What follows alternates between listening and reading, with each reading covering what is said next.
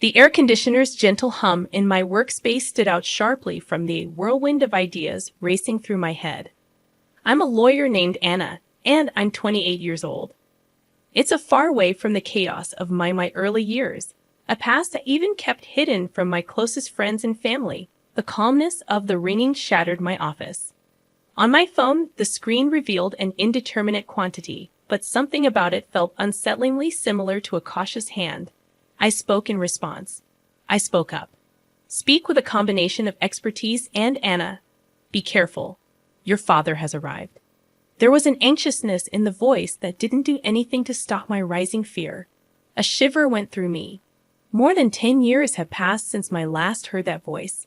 A once meaningful voice, loving care, but has turned into a symbol of grief and betrayal. Why are you contacting me? I asked to speak for myself, severing with precision. During the quiet that ensued after his first things first, I'm having problems. Anna, I need financial assistance from you. He mentioned, his voice breaking somewhat his request, even though it maybe started a fire of bitterness within of me. My contribution now I shot back after all these years. Belief and rage coexisted in my tone. To be sure, but if it weren't, I'm in a real pickle. Continuing Ed's deteriorating desperate state. His voice, you've long since ceased to be my father. You can't just phone me right now, and you may count on my assistance, I answered vocally. Chilly, and there was a steady pause on the line. A thick stillness that resembled an irreconcilable divide. Anna, please, I'm still of your father made a pathetic attempt to renewing an old friendship. Putting out the word dad felt strange, almost startling. A father, you lost that title, I remarked when you chose her over me. The years of grief and resentment being incorporated into my speech. I believed you were mistaken, my daughter. I spoke up and stopped him. Halfway through, you made your decision years. His voice was years ago, and now that I've made mine, a mixture of desperation and begging. Hello, Anna? I'm sorry, but I need your help once. I'm sorry reverberated through my office like a hollow and pointless apologies don't alter historical events. I'm unable to assist you. Declared forcefully and disconnected my childhood. Before the age of 10, I was occupied with laughter and love are evidence of I had a fantastic existence with my parents. Within our modest rental home, my mom rate of happiness and compassion lit our warm days and our evenings with tales and dreams. My dad used to be silly, and an understanding man would play all night, playing games or giving me small lessons. The world's things, our house was a happy cocoon where each day was an exploration, and each evening a lovely dream. But our comfortable existence came to an end. Sudden end following my mother's premature. The mansion that used to resound with death, love, and laughter became quiet. A portion of recollections, I strolled through the rooms. Every nook serves as a sharp reminder of it was an awful loss without her. Not only for myself, but also for my dad, who having lost his beloved life, yet the intensity of his sorrow appeared to decline swiftly. Much to my confusion and shock, in a matter of months later, he brought Marissa, a woman, home, who was going to play a big part in our life. I remember the moment he brought. A day that signified the conclusion of my treasured childhood. Anna. This is Marissa. She intends to remain with one evening. My father declared, his voice lacking the warmth that I saw. I looked up at her, accustomed to this, looking for a little maternal warmth, but discovered none in her. Her towering appearance, her icy stare, and starting at the very beginning, noticed a difference in the atmosphere, one that gave me an inexplicable feeling of fearful hello. Anna, Marissa called out.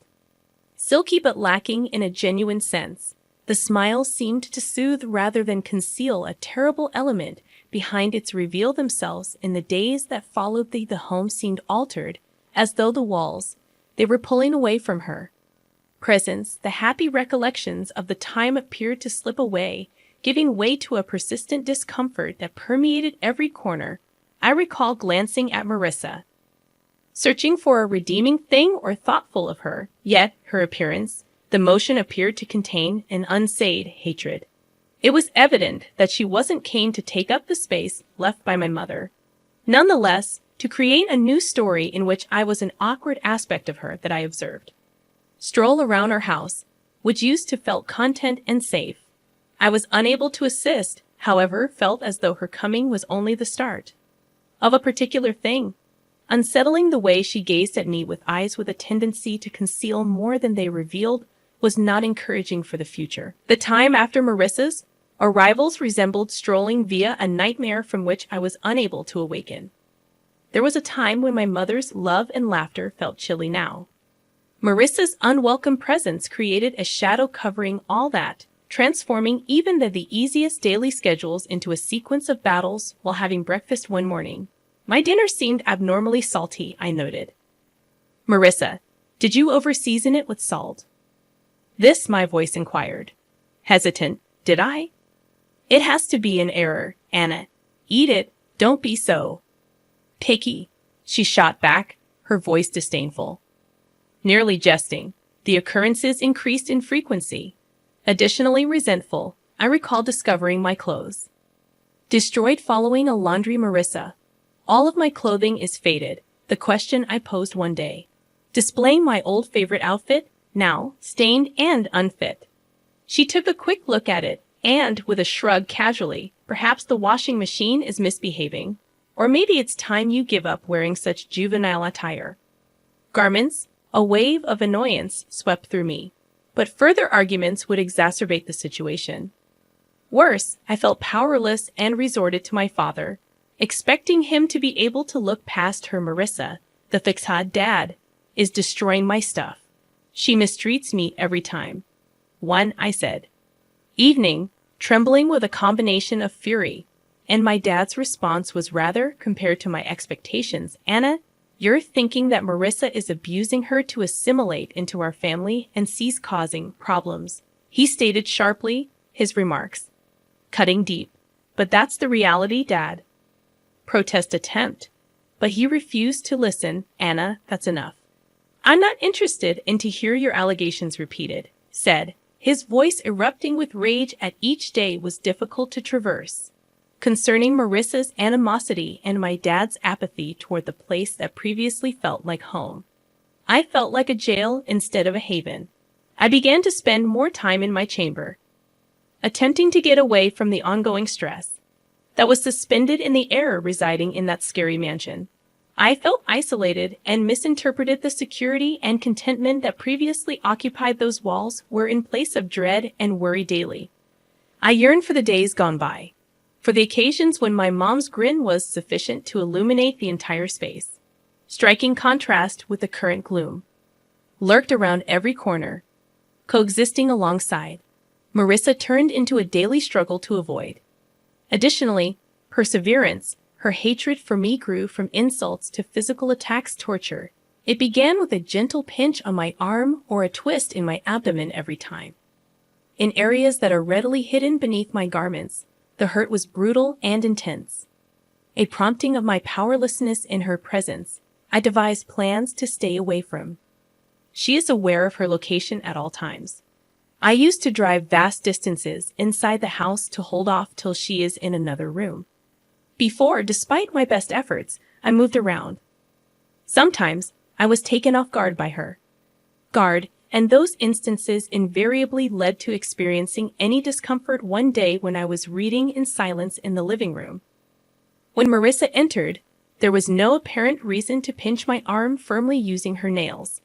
I winced in agony as it dug into my skin, but suppressed any cries of protest. She gave me a chilly glance, a victorious grin before moving away on one of Grandma's infrequent visits. She observed my circumspect moves and how I recoiled at the sound of Marissa's voice. "Anna is resonating throughout the home." "Grandma, everything is well at home?" questioned, a worried tone in her voice. I stared at her, wanting to tell her so badly the truth to her, but fear and the need to. I restrained myself so as not to cause her anxiety. "Yes, Grandma, I'm back. Everything is all right. I told her I had a lot of schoolwork, but I wasn't using a fake smile." She appeared uncertain, yet didn't push any harder. I experienced a touch of shame for tricking her, yet I was unable to bear the idea of upsetting her in any way. Dismay that night and grandmother departed. I noticed Marissa observing her through the glass. Expression of contentment it was as if she had enjoyed knowing that she influenced me. I would have suffered harm, and succeeded in doing so. Her victorious expression strongly indicated she was the one in charge, and I was utterly defenseless. Participant in her twisted game, I felt like going back to my room, enmeshed in a vicious cycle of silence and cruelty. The actual discomfort caused by Marissa's pinches and turns were tolerable in contrast to the mental chaos. I thought of school as my haven, a place where I might momentarily forget the suffering of my domestic life. However, even there, the outlines of my problems at home started to come through. Mrs. Thompson, my instructor, is a good-hearted person. A woman who constantly gave her students encouragement. One day, I began to detect changes in myself. When I turned in my homework, she firmly gripped my wrist while focusing on my arm's bruises. "What, Anna?" occurred here. These resemble bruises. She claimed that worry was in her voice. I swiftly retracted my arm, enveloping my sleeve is bruised. "Nothing at all, Mrs. Thompson." I collapsed. I pretended to be lying while dodging her stare. Mrs. Thompson averted her gaze. "Persuaded Anna, should there be any incorrect, or if someone is harming you, can inform me of the significance of speaking up." She asked her eyes to look for the reality that I desire to reveal to her, give her all the details regarding Marissa and how I was always afraid, yet the words failed to flow, so I pushed "I'm all right, Mrs. Thompson," honestly grin. "It was only a careless mishap." She presented me with a long, introspective glance, followed by a nod gradually. "Okay, Anna, but keep in mind the door is never closed. You're not by yourself," remarked, smiling consolingly at me. I nodded as a knot started to grow in my throat. Her generosity added to it, challenging to keep up the facade that everything went smoothly. As I particular day, Mrs. Thompson's walk home. Phrases replayed in my head. I experienced a mixture of appreciation for her thoughtfulness and a sincere the feeling of isolation brought on by bearing my burdens by itself. The idea of disclosing the reality. At home, my existence was horrifying, and I worried about the outcomes. What Marissa would do if she became aware of it had mentioned. I was silent that evening, having supper with someone. Pondering Mrs. Thompson's words, offered to assist Marissa when I became speechless. "Why is everyone quiet tonight? Anna Kitty received your tongue," she questioned mockingly.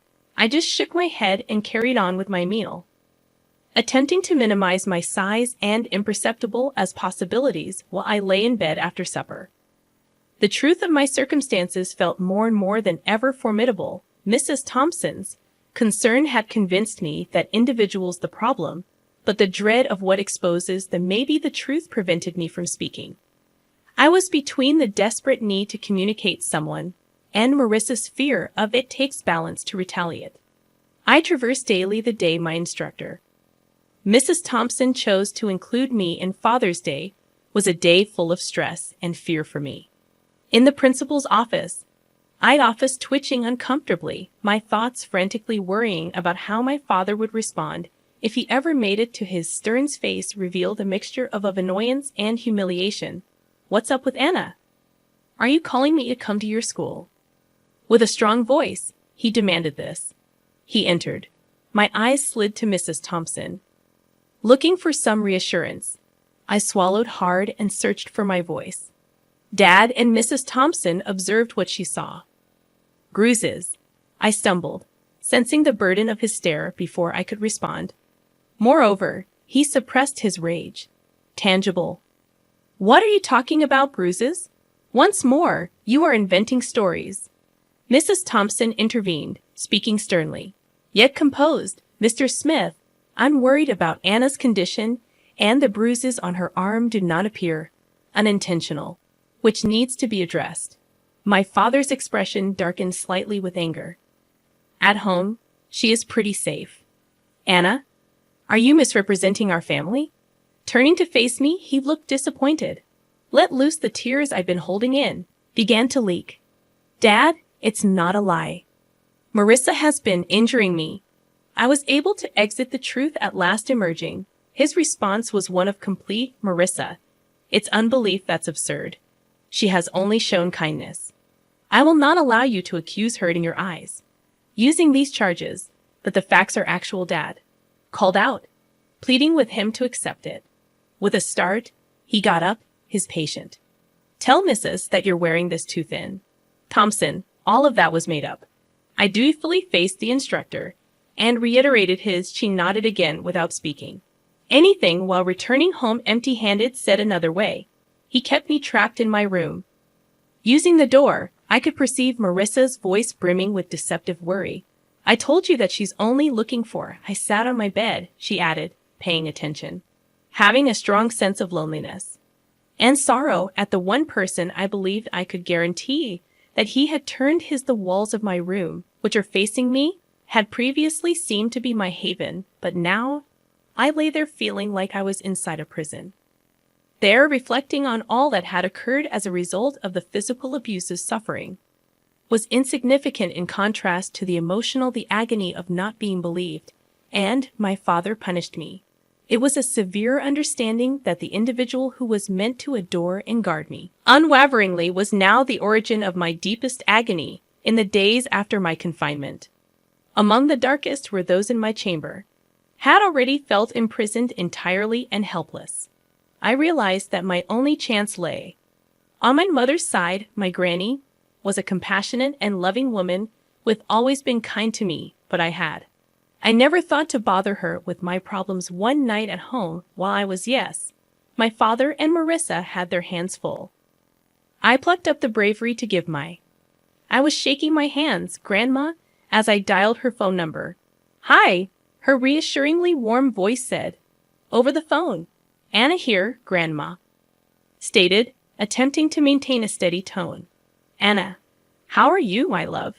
She questioned her style. Tears filled with sincere concern welled up. When I answered, Grandma, I need in my eyes. I would like to remain with you for although there was a brief period of stillness on what went wrong with Anna on the other end, I had an experience. Therefore, I took a deep breath, words flying out of my mouth. It's Marissa has harmed Mom and Dad. Won't accept me. I am still trying to figure out what to do. Her voice carried concern, which I could perceive as. She answered right away, of course, my love. You immediately approach.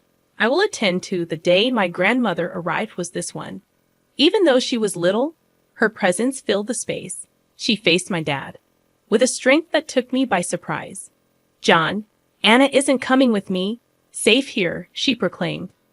With firmness, my father retreated and attempted to Mom.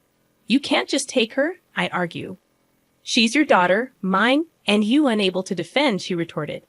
Acerbic, I refused to observe her. Marissa attempted to step in, but she's merely a kid inventing tales. You are unable to have faith in her instead of us. Grandma looked at Marissa's gaze. Steely, I can tell when a child is afraid.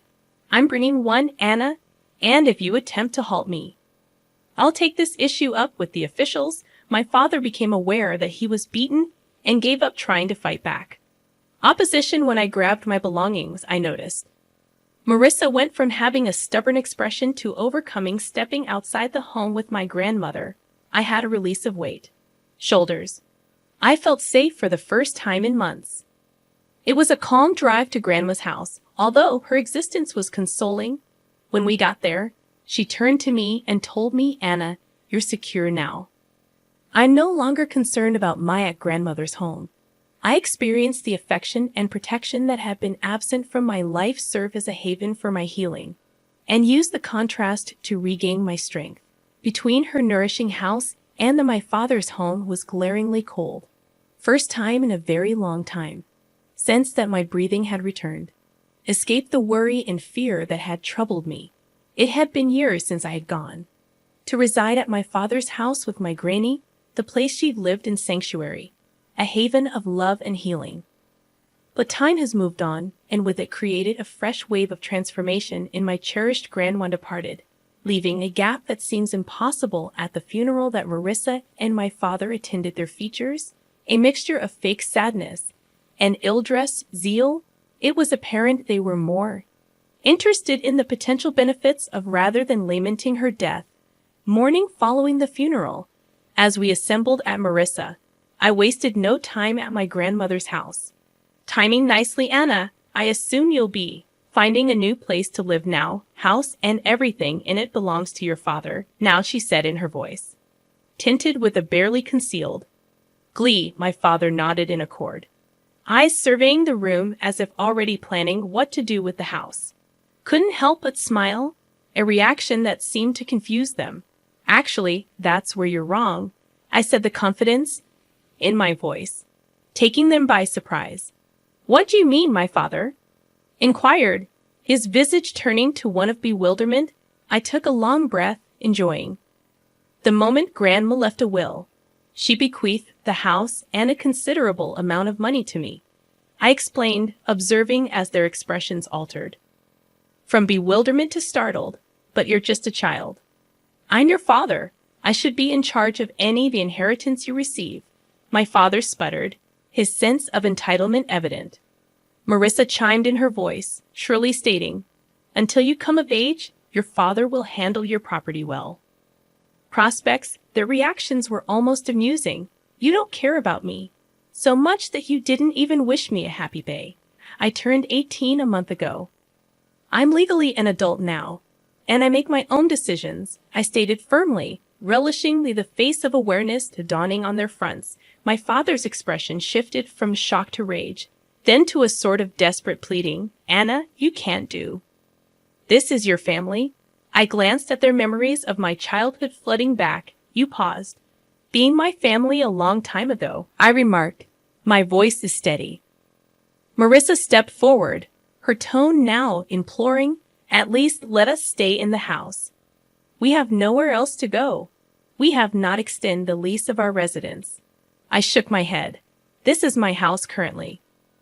You'll need to find somewhere else. As they left, the weight of years of pain and neglect appeared to lift my shoulders. I stood in the house that was as mine, a place loaded with memories of my grandmother's love, and felt a sense of closure. The echoes of the past, my father's call stirred, remained. I sat their phone in hand sensation, a tumult of feelings, wrath, betrayal, and a sense of injustice. But amid all that, there was also a sense of strength and a reminder of the resilience that had carried me through the depths of times.